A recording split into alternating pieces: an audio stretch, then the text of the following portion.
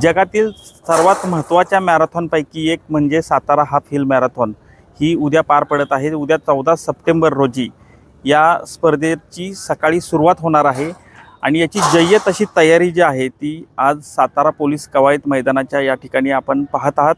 मोठी जय्यत अशी तयारी या ठिकाणी आयोजकांच्या वतीनं करण्यात आलेली आहे।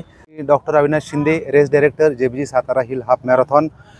आम्ही सर्वप्रथम सातारा रनर्स फाउंडेशन आणि सातारकरांच्या वतीने सर्व रनर्सचं स्वागत करतो।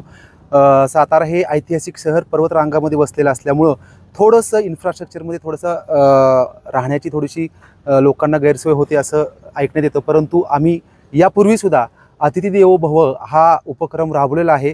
त्यामुळं सर्व सातारकर सुद्धा यामध्ये प्रेमानं सहभागी होतात आणि आपल्या घरामध्ये त्यांना राहण्यासाठी गैरसोय होऊ नये म्हणून रूम्स उपलब्ध करून देतात। मी सातारकरांना सुद्धा आवाहन करतो, अजूनसुद्धा आपल्याकडे ज्या काही राहण्याच्या व्यवस्था असतील त्यासाठी आम्हाला संपर्क करावा की जेणेकरून येणाऱ्या रनर्सची राहण्याची गैरसोय टाळता येईल। धन्यवाद। ही रेस साताऱ्यातील पोलीस परेड ग्राउंडपासून सुरू होऊन नगरपालिका याच्या मार्गे बोगदा आणि यवतेश्वर घाट आणि प्रकृती रिसॉर्टपर्यंत जाऊन परत येते। त्यामुळे सकाळी 6 ते 10 या वेळेपर्यंत हा रस्ता बंद राहणार आहे वाहतुकीसाठी। याची सर्व सातारकरांनी नोंद घ्यावी। प्रशासनानं त्याबद्दलचा खुलासा सर्व सोशल मीडियामधून केलेला आहे। काही पर्यायी रस्ते पण उपलब्ध आहेत। त्याचप्रमाणे सर्व सातारकरांची ही जी थोडीशी गैरसोय होणार आहे त्याबद्दलही आम्ही दिलगीर आहोत। दरवर्षी मोठ्या संख्येनं स्पर्धक भारतातूनच नव्हे तर इतर बाहेर देशातून देखील या ठिकाणी सहभागी होत असतात।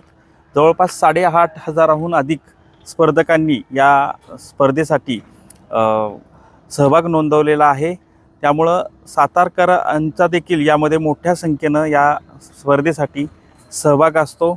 दरवेळी उत्तम असं नियोजन जे आहे ते या स्पर्धेच्या निमित्तानं पाहायला मिळत असताना आज ही स्पर्धेची तयारी जी आहे ती या ठिकाणी सुरू असलेली एकूणच पाहायला मिळते।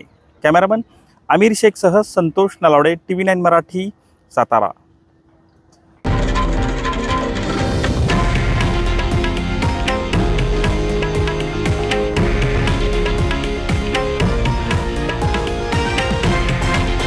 हे आहे देशातील नंबर 1 न्यूज नेटवर्क आणि आपण पाहत आहात TV9 मराठी, एकमेव।